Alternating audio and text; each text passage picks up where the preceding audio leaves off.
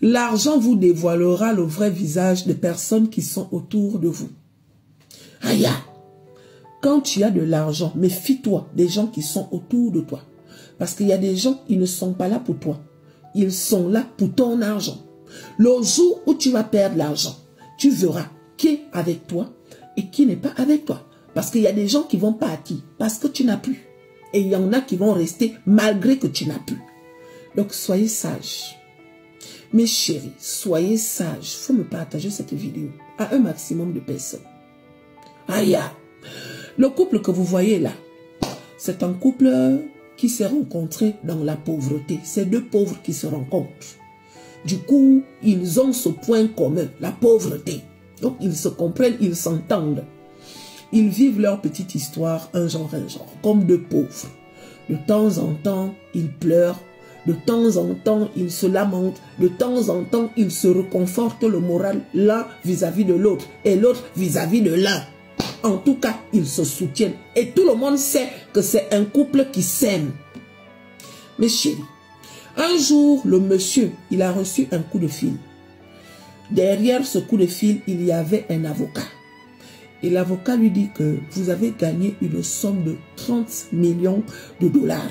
Le monsieur est surpris. Il dit que j'ai gagné une somme de 30 millions de dollars. Que j'ai travaillé quoi? Qu'est-ce que j'ai fait pour avoir 30 millions de dollars? L'avocat dit non, votre numéro a été sélectionné par hasard. Si vous êtes intéressé, voici nos coordonnées. Veuillez venir là où nous sommes, comme ça on va faire tous les papiers afin que vous héritez de vos 30 millions de dollars. Mes chéris, le monsieur a mis les mains sur la tête. Seigneur, donc tu écoutes souvent mes prières quand je prie là. Donc tu m'entends souvent quand je pleure là. Donc tu m'entends souvent quand je te parle. En tout cas, merci Seigneur. Dès que l'avocat a raccroché, le monsieur a tout de suite appelé sa femme en disant que chérie, est-ce que tu es assise? Parce que la nouvelle que je vais t'annoncer là, tu n'en reviendras pas. La femme dit que il n'y a pas de problème, je vais m'asseoir. Annonce-moi. C'est comme ça qu'il annonce la nouvelle à sa femme. Et il dit à sa femme que j'ai reçu un coup de fil. Je ne sais pas où, mais je pense que c'est Dieu. Tu sais que Dieu fait souvent ces choses un genre. On a dit que j'ai gagné 30 millions de dollars. Est-ce que tu te rends compte à quel point notre vie va changer? La femme dit à son mari que, wow, chérie, pourquoi tu m'annonces ça étant dehors? Viens vite à la maison. Ce genre de nouvelles, on n'annonce pas ça dehors. Si maintenant quelqu'un t'entend, il a dit, ok, j'arrive. Le voilà maintenant qui part à la maison, retrouver sa femme, les chéris. Les deux se sont fait un câlin, les deux ont prié, les deux étaient contents. En tout cas, c'était une très bonne nouvelle. Mes chéris, au fur et à mesure que le temps passe, il est toujours en contact avec l'avocat. Jusqu'au jour où il doit maintenant partir signer les papiers pour avoir l'argent. Il part avec sa femme.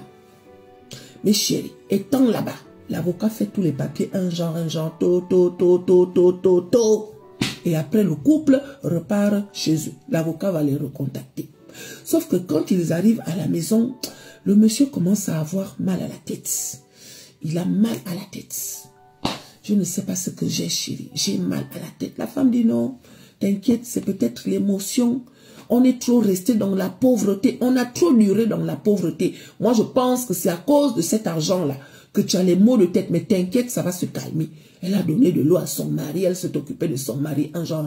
Sauf qu'au fur et à mesure que le temps passait, le mal de tête du monsieur ne faisait que s'empirer. Ce n'était plus seulement la tête, c'était maintenant le cœur, c'était maintenant le ventre, c'était maintenant tout le corps qui faisait mal au monsieur. Il a commencé à agoniser un genre dans la maison. Malgré ça, la femme, elle est en train de le soigner. Le monsieur dit à sa femme que chérie, c'est pas mieux que tu appelles les urgences, c'est pas mieux que tu m'emmènes à l'hôpital parce que je ne me sens pas bien, mes chéris. Le monsieur avait même déjà perdu tout son équilibre. Il avait déjà perdu tous ses mouvements. La femme dit non, t'inquiète chérie, je te dis que ça va passer. C'est à cause de l'argent là, toi aussi, 30 millions de dollars. Imagine si on va à l'hôpital, on leur dit qu'on a gagné 30 millions de dollars. J'ai peur qu'ils nous arrachent ça. Le monsieur dit que mais ma santé est en jeu, chérie. Appelle les secours, je ne vais pas bien. Aïe, c'est comme ça qu'elle a dit, ok, je vais appeler les secours. Donc elle a appelé les secours. Les secours sont arrivés. Quand ils ont vu le monsieur, il était déjà à la fin. Mais chérie, ils ont pris le monsieur, ils ont amené le monsieur à l'hôpital. Malgré les efforts que les secours ont fournis, rien n'a pris. Le monsieur arrive. Aïe, le monsieur arrive. Une fois que le monsieur arrive, on a maintenant décidé de lui faire l'autopsie. Parce que oui, comment quelqu'un peut rire comme ça? Qu'est-ce qui s'est passé un jour? Quand ils font l'autopsie, ils découvrent que le monsieur a bu quelque chose qui est parti détruire son intérieur. Qu'est-ce que ce monsieur a bu pour que son intérieur soit autant détruit, soit autant brisé, autant pourri, autant bizarre? Mais chérie, on a maintenant appelé la police. Parce que oui, ce n'est pas une mort naturelle. Il y a quelque chose qui s'est passé. Il faut qu'on trouve qui a fait ça. Mais chérie, la police est arrivée. On a attrapé la femme parce que oui, c'est elle le premier suspect. On emmène la femme là-bas. La femme ne parle pas. Je ne sais pas. Je ne sais pas ce qui s'est passé. Oh yo, Seigneur, je ne sais pas ce qui s'est passé. Wow. Elle ne faisait que donner plusieurs versions. Oh non, quand on était là-bas chez l'avocat, pardon, elle ne voulait pas parler de l'argent. Et les policiers l'ont bien mêlé les enquêtes et ils ont compris qu'il y a quelque chose. Ils ont dit à la dame que si tu ne parles pas, ce qu'on va te faire, tant pis pour toi. C'est comme ça qu'elle a maintenant parlé d'un avocat. On mène les enquêtes, Vous